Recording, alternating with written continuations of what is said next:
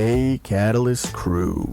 Welcome to Catalyst Corner, episode 114. I'm Evan. I'm Jim. And we've got a lot to talk about today. We've got some movies. We're going to talk about the theme park wars. We're going to talk about, some of the latest Marvel TV shows. And we got a little something at the end if we have time for it. We'll see.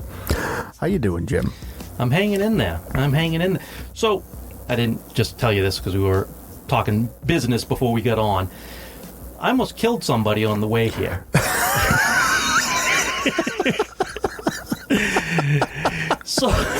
All right. So, I'm going down the road. I'm on the main road, right? Yeah. So, there's a side road, right? There's two motorcycles on the side road, right? Yeah. And they're looking to take a left. Yeah. Now, I'm on the main road going straight. So, a car that's in front of me wants to pull over and take that left, right? Now, again, I'm in the main road, so I'm going to go around that car to keep going straight. I've got the right of way, right? The motorcycles decided, no, I'm going to go out as that person's turning. I'm going to go out and I'm going to play chicken. So there's a guy and a girl. The guy sped up and he made it. The girl, an inch from my vehicle. Oh, my God. I almost ran her over. Wow. And, the thing is, I would have felt sad for a second for the guy who had to come back and pick up his wife off the ground with a spatula. But, if you want to do something stupid like that, fuck around and find out. Again, you're on a motorcycle, I'm in a car. That's not really a good challenge for you. But again, if you're going to do something stupid, again, you're the one who's going to lose. Even if you had the right of way, doing something stupid on a motorcycle, you put yourself in danger. But when you disobey the rules of the road, and again, I wasn't going all that fast, but probably if I hit her, she's going to go under my wheels, and more than likely, that'd have been it. So that was an interesting trip over here. It's funny that you say that because I was I was telling you earlier, I picked up a new stand for the lighters, right? And I was pulled over and I'm putting the thing in the car, right? And it's one of those roads, so it's got two lanes, it's a one-way, and there was some traffic, and the cars are, there are two cars in front of me, there's a car that's kind of like gone around me, and then there's some cars behind him, right? So I get everything loaded up, and I get in my car, and I turn my car on, put it in drive. So the guy who's kind of around me, he goes, and I'm like, all right, I'm gonna go. Yeah. It's an extra second. Sure. Right? So I start driving, and I'm taking a left. I'm not even going straight. The dude behind me slams on his acceleration to try to cut me off. But there's no way he's going to get in front of me. Right. So I'm already in front of him. So he drives into the wrong lane to go straight. And then I'm turning, and I'm like, bro, that saved you literally. Even if you didn't accelerate, that would have added 0 time to your trip. Right. I'm not even going in the same direction that you're going in. Right. And what you did was you just wasted gas to show that you were aggravated that I was pulling out. Yeah. So I don't know what's going on with the aggressiveness of drivers right now. It's interesting. I don't know if it's the heat. If it's the, the cultural climate, everybody wants to kill each other. And I think sometimes just people, want to think that they can save, an extra second or two, I don't have time to wait. Well, you do, because if your life gets in danger, but you do have time to wait. You're not on the highway either, where it's okay, if you cut the guy off, maybe you can go faster and you'll save 2 minutes or whatever. Right. It's you're on a residential road, you sped up. I'm not even going the right way as you, so I'm already turned by the time you get to your destination, and what? You're behind traffic anyway. Right, exactly. It's just it's bizarre. Yeah, that serves no purpose. Yeah, it's crazy out there. Be safe, everybody. Yeah, exactly. Don't run over any motorcycles. No, please don't. Don't piss off any black Infiniti drivers. Right. He's driving an Infiniti. I'm just what are you fucking? Come who's on. driving that? Get out of here. Get out of here with Pack that. it up. have you seen anything? Yeah. So before we get on again, we were just talking about Jaws, right? So I watched Jaws, the 50th anniversary 50th that came out. anniversary. Did you see it? What, Jaws? No, the 50th anniversary. No, I don't care anymore. No, so I wanted to see it only, again, Did they do anything special? Well, let me get to it. Oh, all right. Well, So, I didn't know if, no. you're asking me, did I see it? Well, Is there something? No, only because... because again, me and my partner like the movie, right? Yeah, it's a good movie. But the thing is that they said, Steven Spielberg is going to speak before it, right, and talk about the movie. Yeah. So I'm like, okay, maybe we'll get some cool insight, whatever. He was on for like 5 minutes, said nothing that you didn't know. Then the movie played, and that was it, right? There was no added behind the scenes. There was no maybe deleted footage. There was like just a couple minutes of Steven Spielberg talking about, hey, we didn't maybe know this movie was going to get made, and we had no idea that it was going to be... every interview he's ever given about Jaws. It's like, okay, cool. That was what you did for the 50th anniversary. You just played it on linear TV, I guess. Here's the thing. It's not his best movie. No, but I mean, again, it's turning 50. Cool, all right. Yeah, you know what cool. I mean? Like, it's cool that it still has any type of cultural impact 50 years later. You know what I mean? Yeah, so I think it's cool definitely on that. I was telling you about this earlier. I think it's lost a lot of.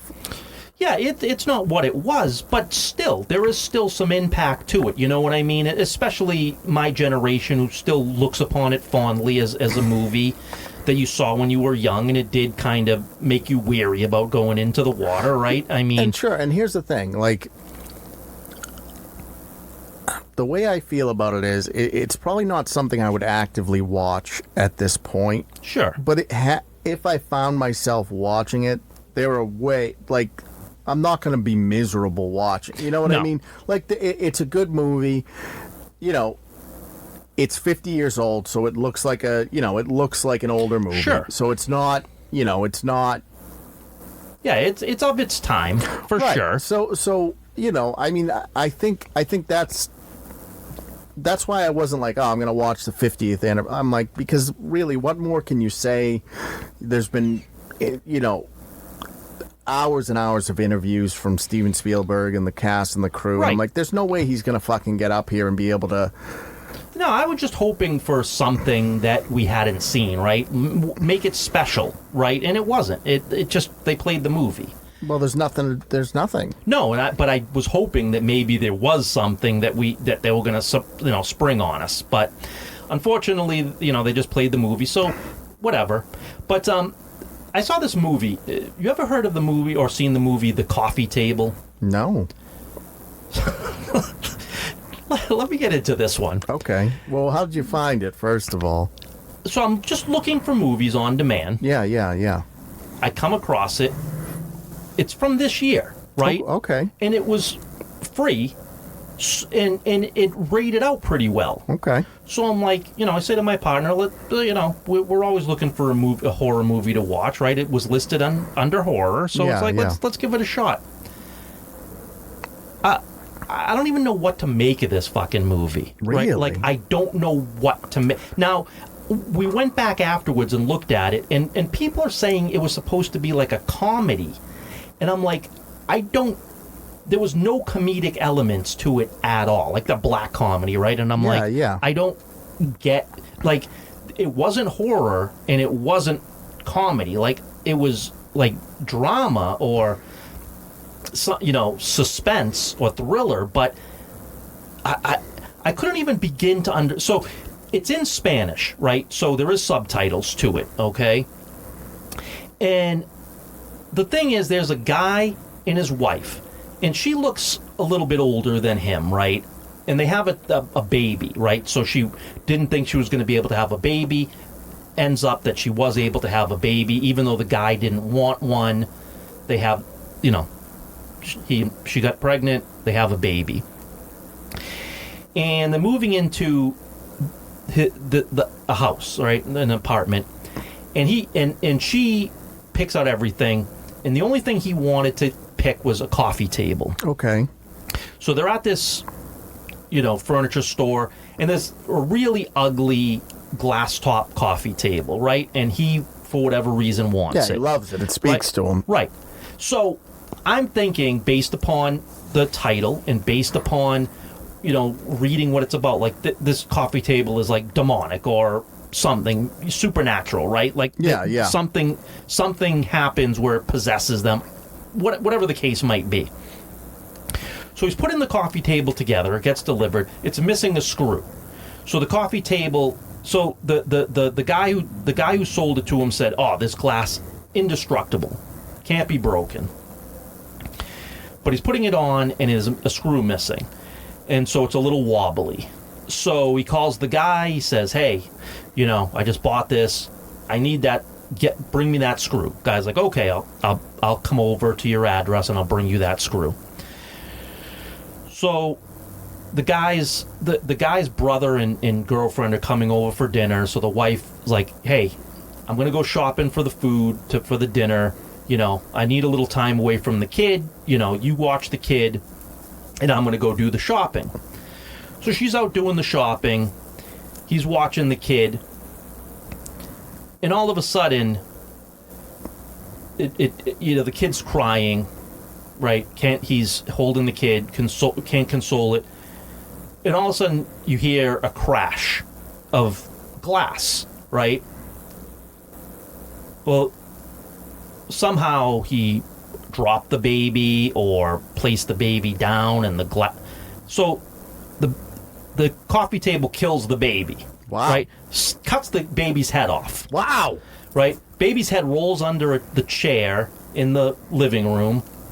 So he doesn't know what the fuck to do. He's freaking out, right? So he picks the baby up, swaddles the baby. Now he's covered in blood, puts the baby in the crib. The wife comes home. She's like, "Oh, I want to see the kid, blah, blah, blah." He's like, No. I finally got him down sleeping. Please don't bother him. I'll take care of it, right? So she's like, "Okay, give it a couple hours. Don't bother him." So in the meantime, the guy comes over. Before she gets home, the guy comes over, gives him the screw. He's like, "Hey, I thought you said this was unbreakable." "Well, it's unbreakable if you had all the screws, but if you don't..." The screw makes it unbreakable. The screw makes it unbreakable. Oh. Okay, all right, whatever. So the brother and the girlfriend come over. They're having dinner, what have you. And he can't, he's just so distraught. He can barely keep it together. So he tells the brother what happened. Brother's like, "Okay, we're fucked. This is a real bad situation."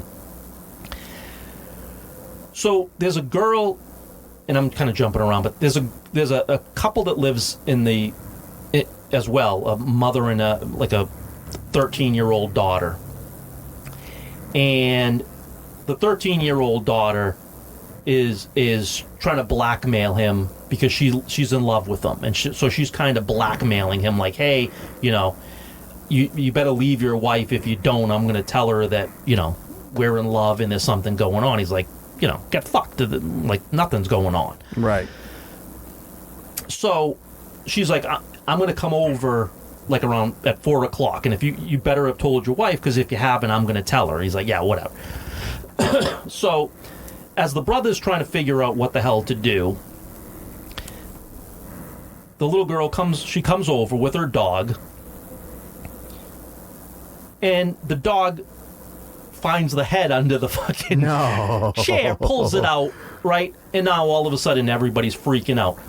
So the wife takes the baby in with the head, and she jumps out the window and kills herself. Oh, my. And the husband jumps out and kills himself following her. And the movie ends with, the brother and his girlfriend, like, in shock in a police car, and, like, they show them, like, together as a family. And this is how the thing ended. And I'm like, I don't understand what the fuck just happened. Like, So it doesn't sound like a comedy. No, but but like there's so many plot devices that meant nothing. Like at the end of the day, the only reason why the little girl existed was to bring her dog there to find the head, right? Yeah, like yeah. That's all that ended up happening for that. And then, like I said, the coffee table, it killed the kid, but that was that was the premise of it. Just the glass of the coffee table somehow, because you don't see it because it happens off camera. Somehow the kid gets killed by the coffee table and beheaded. And then the coffee table, I guess because it was the only thing this guy wanted, because now the kid is dead, these two people decided they can't live anymore and they just commit suicide. And I'm like, I don't even understand what the fuck I just watched. Like, I don't even understand what this movie was supposed to be, why it even exists. Yeah, that's a weird one. Yeah, so I don't recommend it at all.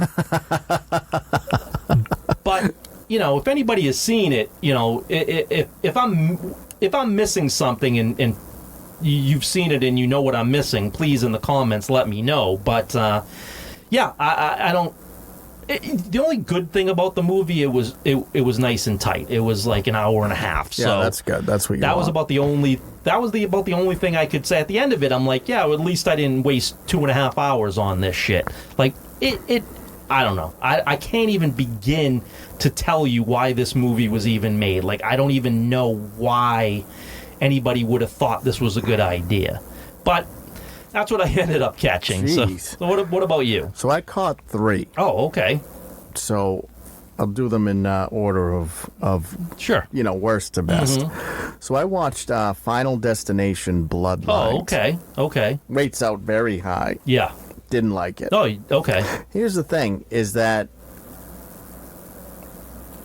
I just expected more from what it was. Sure. I don't know. I mean, we ended up watching all the other Final Destinations, yeah. And like the first one's good. I think, in my opinion, the second one is the best one with the logs and everything. Yeah. Like that's the one everyone remembers. Sure. The fourth one was pretty bad. The third one was so-so. This one had some interesting kills and stuff, but I guess where it kind of lost me is the story just kind of bogged it down. Like they're trying to inject more sort of lore into it than it just being like, well, you had a vision, now death's coming after you, and we're going to watch some gory kills. Now it's, this whole thing of, it's trying to connect to the first movie, and, we made it off this flight or whatever, and we all had families, and all these families shouldn't even exist, so now it's coming after all the families, and like, to me, that just added an unnecessary element to it. Sure. The kills were fine. Just definitely, I mean, I don't think it's as good as it rates out. Like it rates out very high, and I don't think it's anywhere near where it rates out. That's disappointing. So yeah, I mean, if you just want to watch some gory kills, like Who doesn't? give it a shot, but not the best Final Destination. Yeah. I mean, the way people were touting this is it's the best Final Destination in the series, and I just don't think it is. They had Tony Todd in it. Right. Last appearance. Yep. Dude looked terrible. Yeah. Like, you could tell he was on the way out, even there. But good to see him. Right. They did an in memory of at the end, which was nice. The second one I watched was The Phoenician Scheme. Okay. Which is Wes Anderson's new movie. Oh, yeah. And I enjoyed it. It's good. Okay. It's good. But it's a Wes Anderson movie. Like, there's nothing new. There's no innovation. Like, if you like Wes Anderson aesthetic, if you like Wes Anderson pacing, if you like Wes Anderson's humor, it's going to hit on all of those points. I was going to say, when I saw the commercials for it, it's like, that just looks like every other movie that he's ever put out. Right, and it is. And it is. Like, his formula is so locked in. Right. Like, and again, it's fine. It's fun. It's an interesting enough story. It's quirky. It's blah, blah, blah. I think if you want to sit for the hour 45, you'll do good. And again, the things you love about Wes Anderson, his cinematography, all the patterns, the attention to detail, it's all there. Benicio del Toro's great. Okay. But again, it just... It's weird because I enjoyed it, but I wasn't like when I saw Grand Budapest Hotel, I loved that. That blew me out of the water. Yeah. And I didn't feel that way with this. I was just like, okay, this is just another, solid A+ Wes Anderson movie. Sure. But it's not, I don't know that it's like an Oscar. You know what I mean? We've seen it. Right. Like we've seen this pony show before. Right. And then the third one that I fucking loved is Sinners. Oh, I'm going to watch that, I think, maybe this weekend. Yeah. So I caught Sinners. Nice. And it is fantastic. Good. Yeah. It's very interesting. I would say it's very much like a 3-part movie. So, like the first half is kind of this Depression era movie. Then the middle of it is sort of, the meat and potatoes of the horror and everything. And then your end is sort of the conclusion. And, very interesting. Very, very interesting what they do with sort of music and the power of culture and music and things like that. Nice. Michael B. Jordan is fucking on point. Good. I mean, good. It is a great, and again, it's long. It's 2 hours, but it's a great. I really enjoyed it. I mean, I think it's definitely one of those ones that you got to go in sort of with an open mind. Right. There are sort of these ethereal moments because they're really trying to, impress upon the audience how important music and culture is to the community and everything like that. And as long as you're good with all of that, I think you'll have fun. Oh, good. It's good. It's really really I'm good. Looking forward to it. Very very well done. It's not. Is it the best horror flick? I don't know. It's up there this year. I mean, it's one of the better ones I've seen this year. Probably is. For horror alone, probably is one of the best so far. Yeah, and I mean, Michael B. Jordan, dude's a fucking gem. Like, he is just, he plays twins in this. Oh, does he? Yeah, oh, okay. So which is kind of interesting to kind of see the oh, okay, nice duality of the twins. Yeah. And, just a really, really good movie. Awesome. Before we move on, speaking of movies, though, did you hear about the new Eggers? What he has lined up next? Heard. Well, I know he. So I don't know. I had heard after Nosferatu came out that he was making a werewolf movie. Now I don't know if that's still the plan. Why? What did you hear? What's going on? What did I miss? A Christmas Carol. No fucking way. Really? Defoe is Scrooge. No way. Oh. Sign me up. I'll go. I'll take my money now. Yeah. That's 100%. That's what is slated to be coming soon. Wow. Yeah, great. Yeah. Fucking great. Perfect. If anyone can do a Christmas Carol, Christmas Carol's been done to death, right? Sure. If anyone can do something that has a fresh take on a Christmas Carol, it's Edgar's. I think if you'll really lean into the horror element of it. Oh yeah. I would assume. I just think that even thinking about that possibility, just like yeah, that could be fantastic. I could get into that. Yeah, wow, that would be great. Yeah, that would be really really great. Yeah. Anyway, so.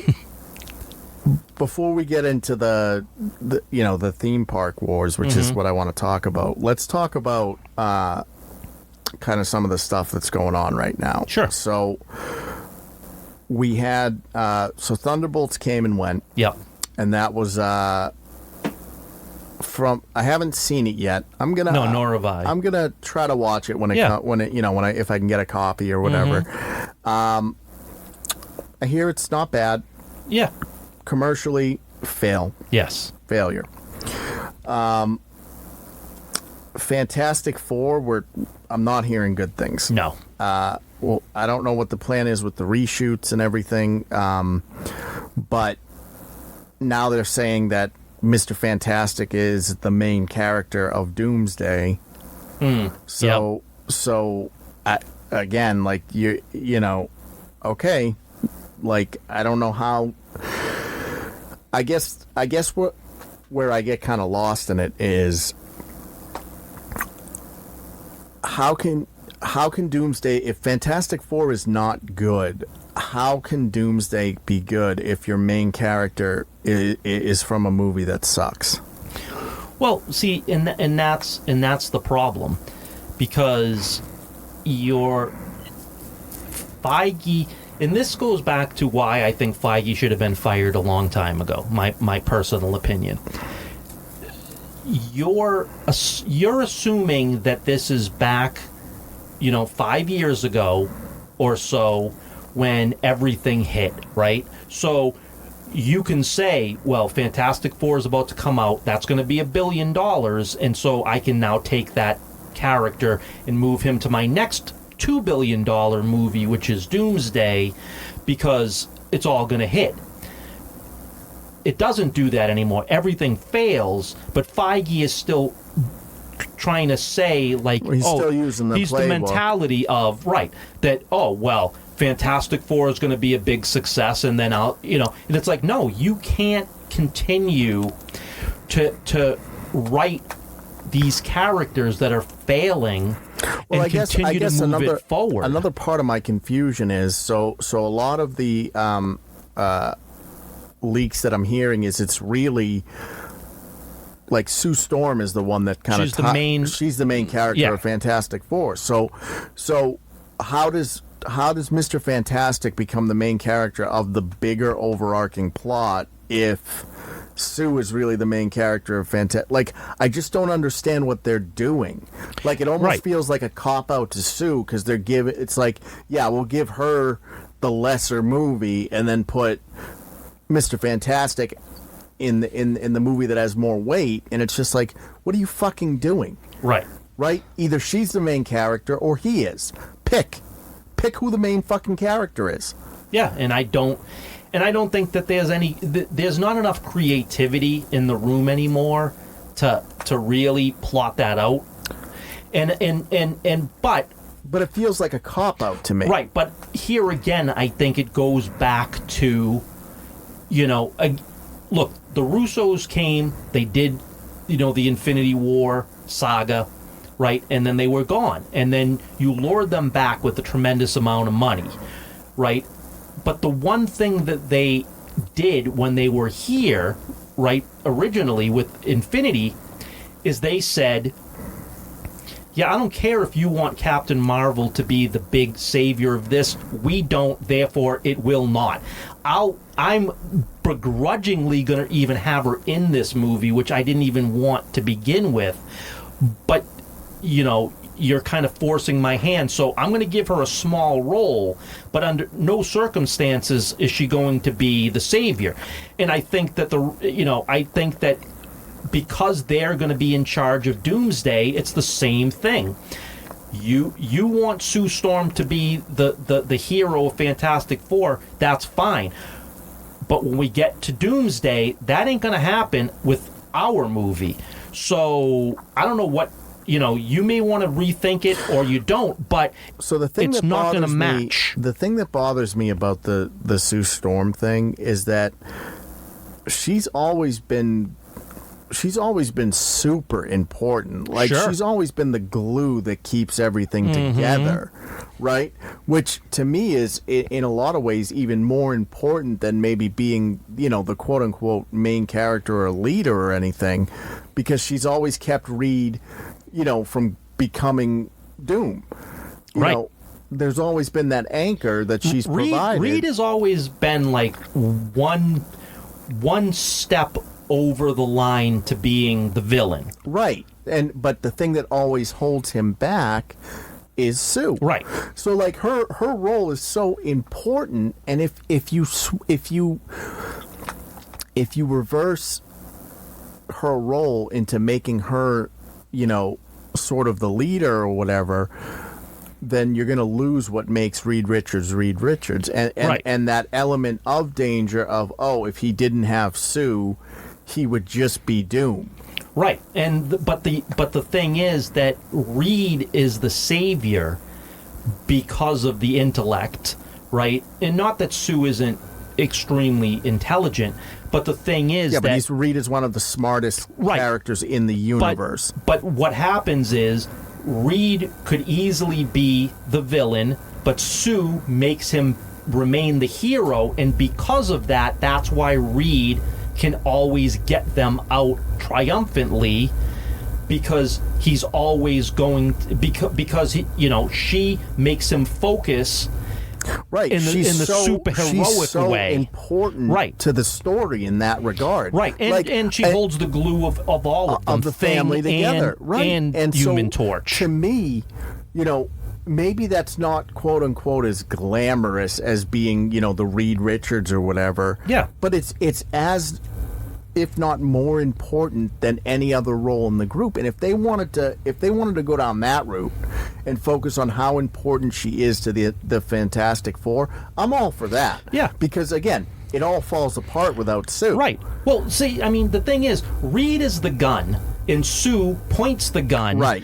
But ultimately, Reed makes the kill because he's the weapon. Right. But you have to have the person pointing the gun in the right direction in order to make that happen. So, again, that's her importance is making sure they're focused in the right direction to be successful. Because without that, the bad guy will win every single time. Right. And to me, that is so much more important than just being like, oh, I'm the main guy. Right. Like, it's just, and I think what ends up happening is because Disney has chose to go the route that they've gone, like a lot of those stories lose that. Mm-hmm. Lose the fact that if Sue wasn't Sue, none of this would work. Right. Like that's what I think the conversation needs to be around, is that no one is discounting how important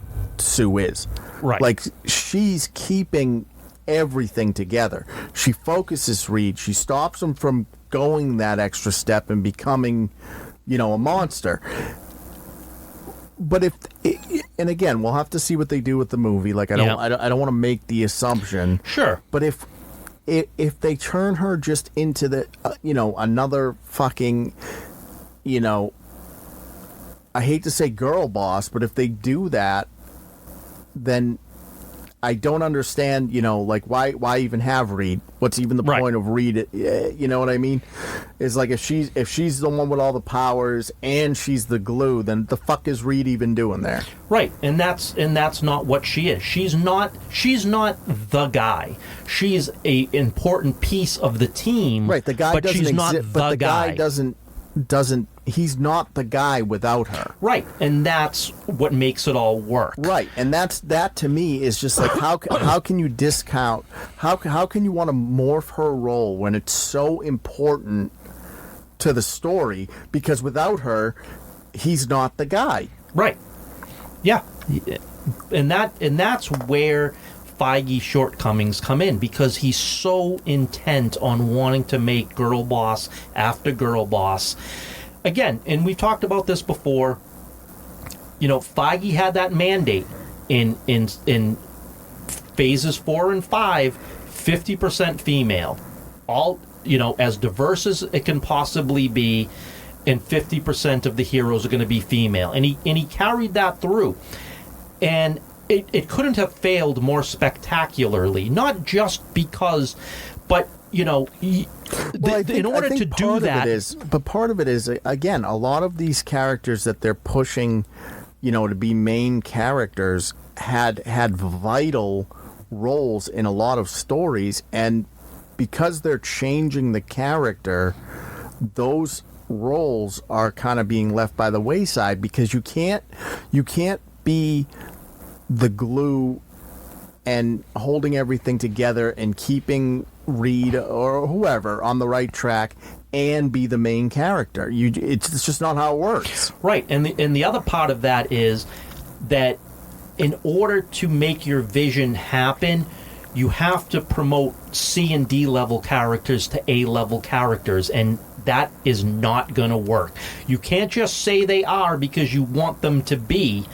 They aren't. So you took supporting characters to try to make them main characters, and that was never going to work. But because you had a mandate, because you couldn't have it where the men were the bigger star, you had to then make these characters into what they aren't, and that was never going to work. It was never going to be accepted, and you lose the hero's journey. You change the character up completely, and you make them insufferable. And every one of them comes off as insufferable. And it's like, again, they don't need to be, because if you kept them where they're supposed to be and kept the stories as to being more true to the comics, they would be accepted for what they are and they would be cherished. But you've turned them into something they're not, and fans have wholeheartedly rejected that. So now what do you have? You have virtually nothing. You've just finished Phase 5, and you have nothing to show out of Phase 4 and Phase 5. You've got nothing to show for it. There's no like standout hits. No. Like, nobody is sitting there going like, oh, remember this Marvel movie? Yeah. No. You could wipe out Phase 4 and 5 right now, and it would not matter. There would be nobody that would care. There would be nothing. You could get a few... You're going to get a few Disney and Marvel shills that are going to shill on about anything anyway, but the majority of it, people would be like, yeah, I don't care if you decanonize all that. Wouldn't make one iota of difference. No. And I mean, we're seeing it now too with Ironheart. Right. So again, it didn't do well in the comics anyway, right? No. And you want to try to bring something that failed in one medium to a different medium. Okay.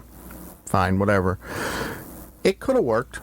You could have made it work, but maybe. But instead of her just being smart, right? With the MIT and everything, they have to do this stereotypical thing where she has to steal all of the stuff she needs and start taking shots at Tony Stark. Right. So instead of just being like, yeah, she's super smart, she has this tech available, kind of like Peter Parker did when he was Spider-Man, right? Like, Iron Man took an interest to him, so he's not stealing the fucking technology. Right. It's available to him. Mm-hmm. Instead of doing that for her, you have to play off of this stereotypical, she's got to fight for every single thing she gets. But here's the other thing, too. You made it a point to say how smart she was at every given turn. Right. Guess what? As a fan, we can figure that out ourselves. We don't need to be told how smart she is by every person she encounters tells her how great she is. And the reason why she's stealing is because I'm so great, yet nobody gives me what I deserve. Therefore, I'm going to steal because no one's giving me my greatness. So I'm going to steal in order to make everybody acknowledge me. Like, that's your hero's journey, is forcing people to acknowledge how great and intelligent you are, so because people don't. So, all you have to do is say, yeah, people acknowledge that she's great, and as a result, she has technology available to her because they know what she can do with it. It doesn't have to be this fucking thing where, everyone is telling you how great you are, yet there's no resources available. Like, that's fucking ridiculous. Right. You're at MIT, so at one point you had resources available to you. And I'm sorry, again, if you're attending MIT, guess what? We know you're smart. Because, again, not just because we know MIT being a local college to us, people around, the world know MIT. Right. Yeah, it's a global school. But go even a step further. Like she linked up with Wakanda. Like she should have resources available to her, right? So how doesn't But there again, she? Right. So that's what I'm saying. You interned at Wakanda. But what I'm saying is that you're artificially putting this stereotype in where she doesn't have resources of it. Like, why? Right. How does she not have resources of it? Why can't she get, like, some adamantium or something? Like, there's no fucking reason for her not to have resources. Which is why the story was so bad. But the only reason she doesn't have resources is so she can steal the resources. Right. Like, that to me doesn't make sense. Like, everyone is telling you how great you are. You've been acknowledged by, the superhero authorities, right? There's no situation where you have to steal anything. Right, but this is where you followed the comic, but you already bastardized the lore. Because in the comic, she wasn't an intern at Wakanda who has the greatest technology in the entire world. Right. So she had to steal based upon not having any resources available. Right, but once you added Wakanda, you right, can't tell that right. story. You already showed us that she has a relationship with them. She built a suit. Right. For one of the chief members. So it's just like, I don't understand, why are they abandoning her? Right. It would have been the same thing, again, when Tony Stark took an interest in Spider-Man, all of a sudden the resources were available. Once she got that internship at Wakanda, all the resources she ever needed was available to her. So to say that all of a sudden she's got nothing and no one would... Well, again, you were just an intern at the most technological place on the planet. Right. So, but you're saying that no one knows how smart you are? Pick up a fucking phone. Right. Right? Like, exactly. Hey, like, this is what I'm trying to do. Like, can you help me out? Yeah, you would have had that anything you needed for resources delivered to your door the next day. Right. That's what I'm saying. Like, and they owe you one too. Right. If Phase 4 is to be believed, right? They owe you one. You showed up for battle. You helped fight the fucking battle. Yeah. Like, they're gonna just leave you out to dry? Of course they wouldn't. And let me tell you something else. Right.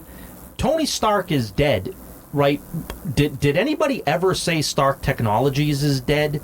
You know what I mean? Like, you don't think that anybody that, or, it doesn't even have to be Stark Technologies, but anybody that's still in that game, Hammer Industries, whomever, would not pick her up. Right. Would not be there to assist in that regard. So, again, it's a very... Telling it the way you told it is so nonsensical. Right. That's probably the biggest problem I have, with the overarching story of Ironheart. Is just more so that you've already established the character, right? She's already made relationships. This is not like a Miss Marvel situation where she didn't have anybody. Right. But, it does allow her to play that role of I have these I have challenges that Tony Stark couldn't even imagine type of bullshit, right? And then of course that bullshit line of would Tony Stark be would Tony Stark be Tony Stark if he wasn't a billionaire? It's like, yep. Tony Stark literally built an arc reactor in a fucking cave and an Iron Man suit, like, with shrapnel in his heart. Like, he was a smart guy. Like, the guy who literally sacrificed his life for half of the population of that guy? Yeah, I mean, again, look at it real world. Are we going to say, well, Steve Jobs wouldn't have become Steve Jobs, or Elon Musk, or Mark Zuckerberg? Like, no, these guys would become who they became because their intelligence would have been brought to somebody's attention who would have given them the resources needed to be successful. I guess the point is, right, with Tony Stark, right, the first 30 minutes of Iron Man establishes that, like, even if you take away all of his resources and put him in a cave, he's going to be able to make something insane. So we've already established that Tony doesn't, even without the money, he'll find a way. Right. Right? But going even further with that, Tony Stark sacrificed his life to stop Thanos. Right. Like, this isn't some asshole off the fucking street. Like, This is the savior of humanity. Yeah. Like, why are you shit? Like, there's nobody wants to shit on Tony like, nobody wants to shit on Tony Stark. No, and there's no reason for it. There is no good reason why you would. But the thing is that if you regardless of whether he had money, you cannot buy genius, right? Tony Stark was a genius. You go back and watch those Iron Man movies, and you can see, as he's growing up, all the things he achieved through his youth, right? All the technological advancements and all the creations and things like that. Well, again, even if his family didn't have money, he would have found grants and he would have gotten scholarships. All of that stuff would have still happened because of the intelligence level. You were at MIT. You had the ability. You chose to be the one that got in trouble and got kicked out of MIT, but you were at a place where they would acknowledge your genius because you're there, and you would have had the resources available to you because the school would have made sure that you had the necessary funds to do the things that you were looking to do through grants and things like that, and I'm sure school sponsors and things like that. All of that. But again, you also had an internship in Wakanda, and so none of what you say makes any sense. Right, and then the other half of it is, again, like, can you buy the suits and blah blah blah? Sure, with the money, but you can't buy character either. Like, no. He sacrificed his life.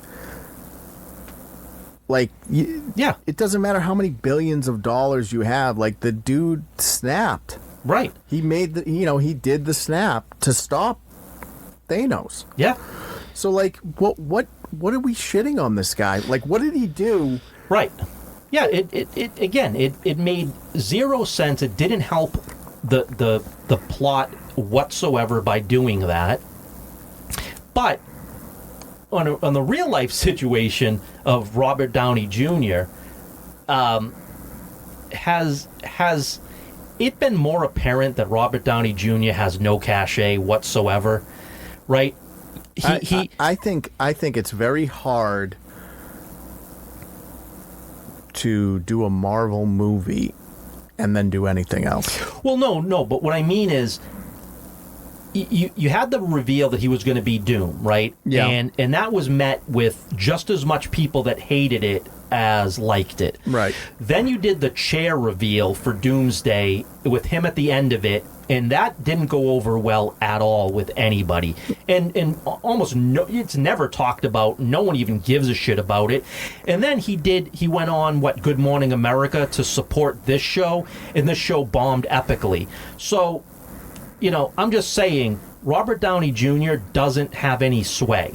Like, I don't think anybody thought RDJ has had any sway. Well, then why would you pay him $1 million to go on Good Morning America to promote this show?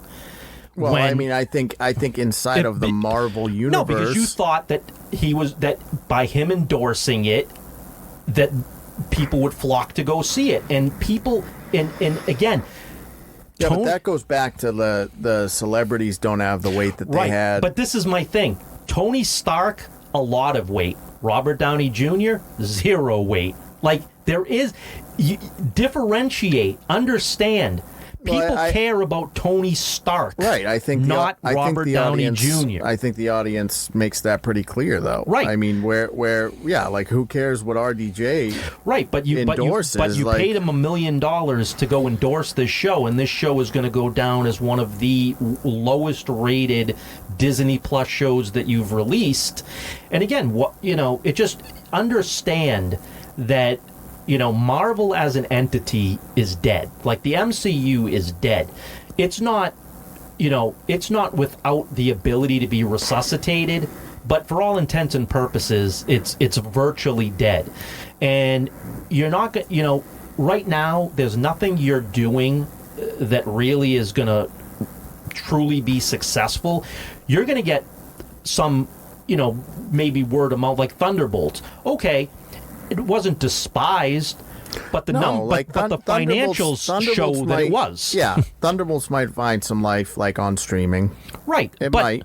But again, you're when you're looking at box office, this is flop after flop after flop. Again, we like Sam Wilson, we like him as Falcon, we don't like him as Captain America. So going forward as Captain America, you're gonna have a problem with Sam Wilson. If you keep him as Falcon, you have no problem. So again, you're just going to make these decisions. The biggest problem with the Sam Wilson thing is that after everything, after all of the shit that he went through in the TV show and everything, he's still doubting, and it's just like at some point you just have to be Captain America. Like you have to stop doubting whether or not you earned the shield. Like, and I think people get tired of that because, like, look, that's what the whole fucking TV show was about. Was you doubting whether or not you were worthy? Yeah, and you got to get over that shit, dude. And if you don't, and you can't commit to Captain America, then no one's going to accept you as Captain America. And then two other things. One is, you kept on. Your thing is, oh, this isn't Tony Stark. This isn't Iron Man. This is somebody totally different. This isn't a mantle swap, blah, blah, blah. And all of a sudden, oh, by the way, this is Obadiah Stane's son. Oh, just so not Iron Man. We're not redoing Iron Man. Just so happens we have a villain that happens to be the son of the villain of Tony Stark. Oh, okay. Right. But we're not Iron Man. We're not, trying to replace Iron Man. And then the worst of it all is, after 2 years of every single time something happens, people were hoping for Mephisto. You got Mephisto, and everybody was like, "Fuck! I wish that never happened." Like, well, it's Mephisto. It's just kind of a half-assed, like. The way they did it was just kind of half-assed. Yeah, but it wasn't like it's like after 2 years of every single time something happened, you were calling for Mephisto. Then you finally get him, and it's like. But here's the thing: is like, but you got him in a fucking TV show, right? And you didn't even get him to look like Mephisto. You had that little glimpse in the Spoon where you can see a little red guy, and that's the best you did. What we got is Borat. We got fucking Borat. Yeah, I mean, I don't think his portrayal was particularly bad. Like, I wasn't like, Sacha Baron Cohen. Oh no, like he can do it. No, but if he was somebody else, sure. But everybody wanted Mephisto, not. I just think the way Borat called him Mephisto. I think the way they handled Mephisto was kind of lame. It was awful. But what do you do? But now that you've done this. No one wants Mephisto. Right, but it almost just kind of feels like a throw-in. It was. Right. It was. Like because why does it really has any plot? Right. Again, if she's a genius and she now has built an Iron Man suit, why does she also need to make a deal with the devil on top of it? I don't know. You know what I mean? Like, you threw together you said, look, her story sucks. So let's take other people's stories and put them all together in a pot and stir it up. You could have just saved Mephisto for Ghost Rider, and that would have been good. Like, but no. Save him. You could have saved him for Secret Wars. You know what I mean? He could have been the big bad of, Secret Wars, where you're gonna close off the multiverse, right? And this is a multiversal character, right? So he could have been the person that you had to defeat to close the multiverse, and maybe that's still going to be the case. But you should have saved him for that. Now, but here's the thing: you can't. This is the same thing that happened with Kang.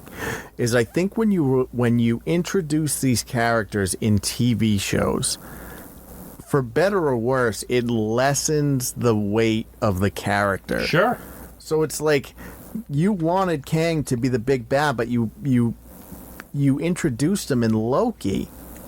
You could have introduced, when they did the statue, right? When they changed the statue from He Who Remains to Kang, that's all you needed to actually do. Yeah, you didn't have to actually throw him in there. Right. You didn't have to have, because again, that portrayal was awful. Like, his acting was fucking awful. Jonathan Majors fucking sucks. But so you ruined the character and you lessened his impact at the same time. So that when Quantumania came around, people were like, get this fucking guy out of here. And then he was worse in Quantumania than he was in Loki. Yeah, I think the thing of it is that the best way to utilize the TV would be to, treat it like they treated S.H.I.E.L.D. and treat it like they treated Daredevil, and not have sort of these bigger MCU moments happen in the TV shows. You can have the MCU can affect the TV shows, but the TV show should not be able to affect the MCU. Right. So what that allows you to do is you can tell street-level stories like Daredevil and Punisher and Blade without having things like that bleed into the MCU. And then if you're going to have things bleed into the MCU, then, give Blade a movie instead of a TV show. And then you can have that shit bleed into the MCU. But it should never be this two-way street. You shouldn't have the events of the TV shows affecting what's going on in the MCU. And that's how it was up until Endgame. And then as soon as they finished Endgame, all of the events of the TV shows started affecting the events in the MCU. And that is a huge mistake because people don't... Look, diehards are going to... Even if it was all great, even if it was all really, really good shit, right? Diehards will watch the shows. Yeah. But your regular movie-going person that's just going to see the Marvel movie of the summer isn't going to watch the TV shows. So you're asking too much of your audience to know who Kang is. Right. But the thing, too, is, right, you can have Daredevil, Punisher, Iron Fist, right? Have all those street level like you did with Netflix, right? And then they can show up in the movies. Yeah, for sure. And it's and again, if you don't know who they are, that's on you, right? That's on you. Figure it out. Right, but if they show up in the movies, it shouldn't be because of anything that happened in their TV shows. But there should be nothing that bleeds over other than the character. Like, hey, here's Daredevil. I don't know what Daredevil's been doing, but he's here to help.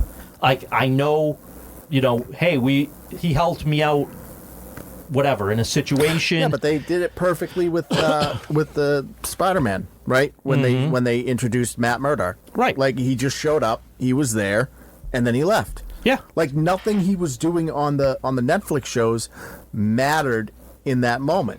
Right, exactly. And then either you know about the Netflix shows and you're like, oh, this motherfucker, or you don't, and it's not that big of a deal. But again, and we said this before, and I'll repeat it.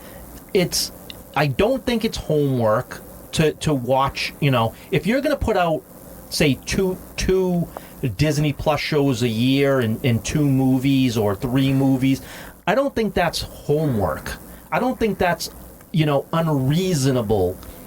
But I do think it's unreasonable that if you missed something or didn't want to see something, now you don't know what's happening. Like, you should be able to pick and choose what you want to watch. It becomes homework when the TV shows affect the greater MCU. Right. And if, again, if you want to put out Hawkeye Season 2, you can do that. But if I don't want to watch it, I shouldn't then all of a sudden be penalized when... I'm watching Doomsday and something is occurring that I didn't watch from the TV show. Because if you're forcing everybody to watch it, that's when people are not going to watch it. If you give them the choice that they can watch it or not, and it's not going to overly affect everything, then people are, then some people, even if they don't watch it, they're not going to be like, well, fuck it. If I didn't watch this, then I'm not going to go see this movie. Now I don't understand what's going on, so I'm not going to bother. But it also allows you the freedom to kind of do whatever you want to do. But when you start crossing those streams, like now you've brought Mephisto into the universe, and that's it. That's your Mephisto now. Right. And now, what do you do with him from there? Because now he exists. Things have occurred in this universe that he's a part of. Right. And so how does that manifest into a larger picture if that's what you're planning on doing? Just like all of this. You know what I mean? Like, at least with Kingpin, right? You've only kept him to the TV shows, right? So again, yes, he's in Hawkeye, but see, then he's in Echo, and then Daredevil. The beauty of the beauty of the shows not affecting the MCU is that if you want to introduce Kingpin into the MCU as a big bad, you can do that.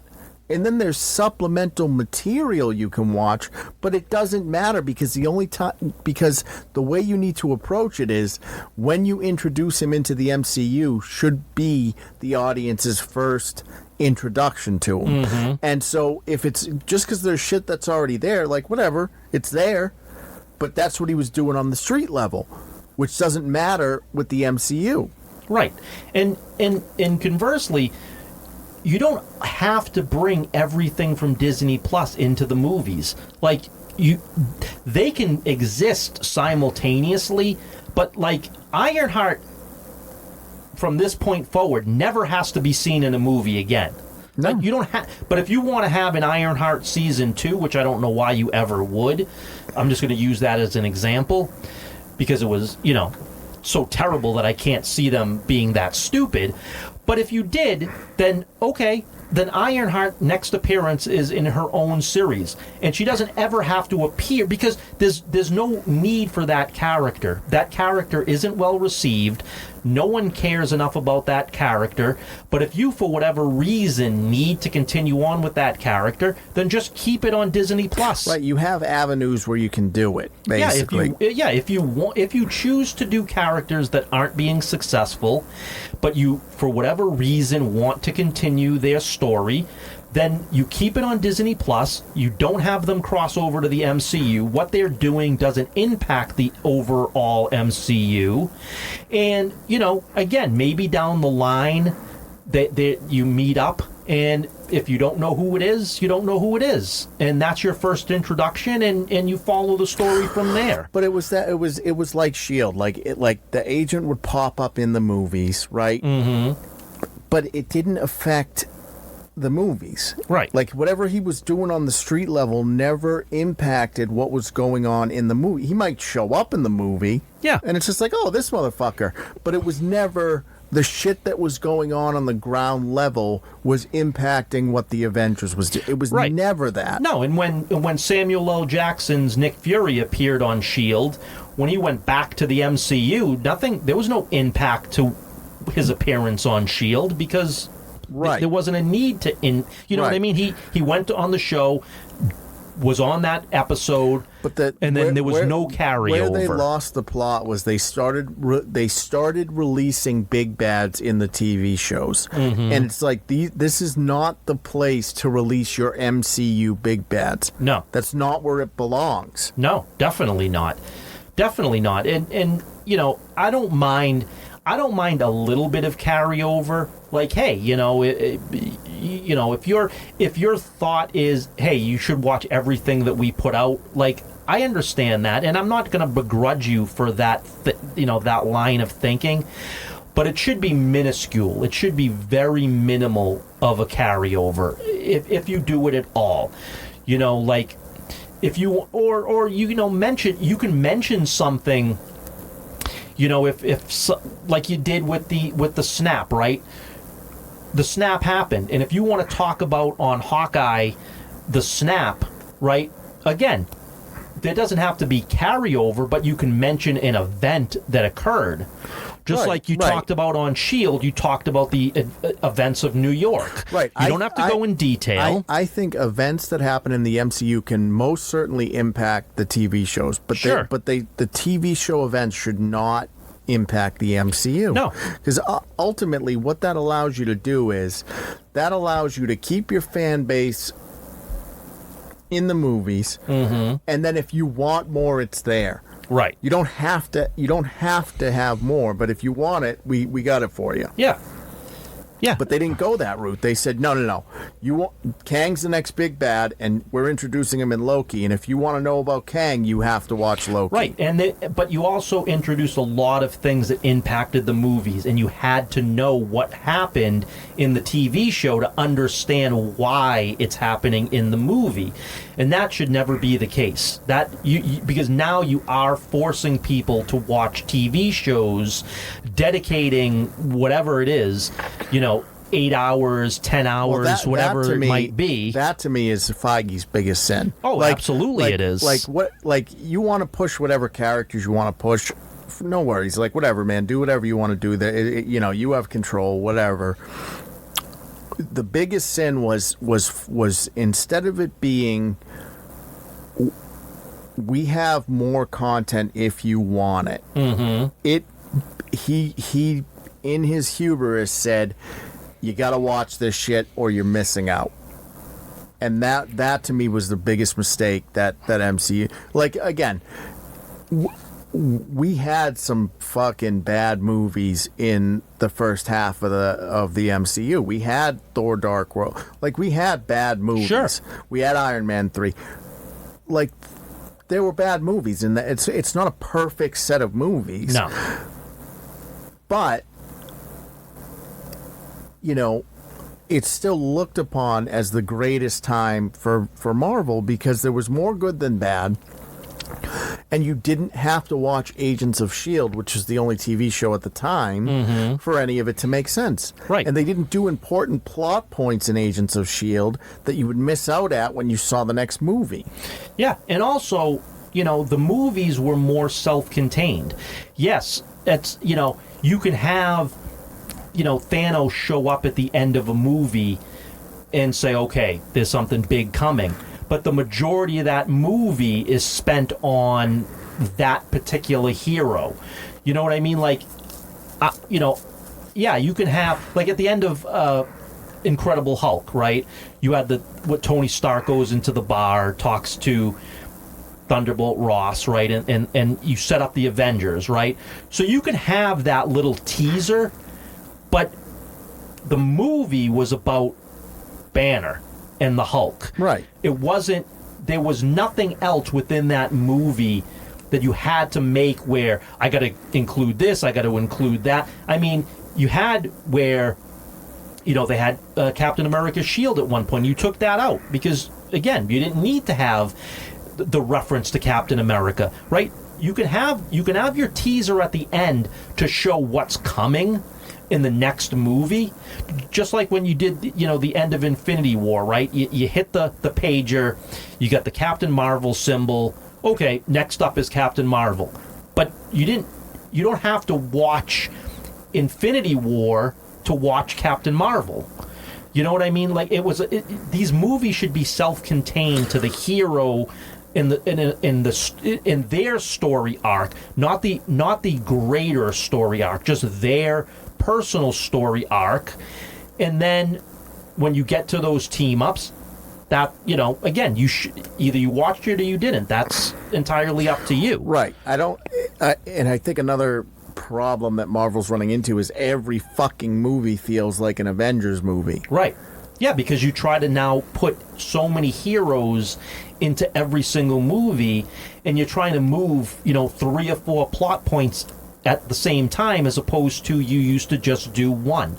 You used to just move that character along, and then the teaser would be what's coming next, and that would be your end credit scene. And again, people can watch if you don't want to watch the movie, but you want to be caught up, you watch the end credit scene, and now you know what's coming. Right, and that's it. People would get excited about that, right? Because it was that little tease. It was the little drip feed that you would get, and like again, now it's just. I don't know. It all feels like a jumbled mess at this point. It is. But we'll see. We'll see what the reshoots with Fantastic Four did. And you know. I mean, it's the start of Phase 6, so we'll see if it gets any better. All right. Well, with that, let's put this one to bed. Jim, as always, thanks for coming on. Absolutely. What do you got going on? Just working on the artwork. Just check out the socials every week. Drop by, check out some new artwork, leave a like, comment, please, if it rings your fancy. Yeah, it does help. It does. It's a absolutely small help. thing for you guys. It actually really is a big thing for us. Yeah, and it's very appreciative. All right, guys. So that's 114 of the corner. You know where we're at. CatalystCrafting.com is the main website. Catalyst Creations on H is the Etsy store. We got the shop in the mall. But what movies have you guys seen? I mean, have you seen The Coffee Table? Did you watch the 50th anniversary of Jaws? Did you think that Steven Spielberg did enough? He did not. Have you seen Final Destination's Bloodline? Do you think it's the best Final Destination?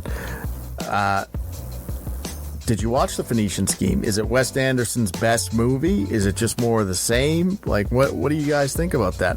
Is Sinners the best horror movie of 2025? And what are your thoughts about what's going on with Marvel? I mean, do you think that, Ironheart is the reboot that's going to bring everything back? Is it more of the same? Is it a dumpster fire? Let us know in the comments. All right, crew. We'll catch you on the next one.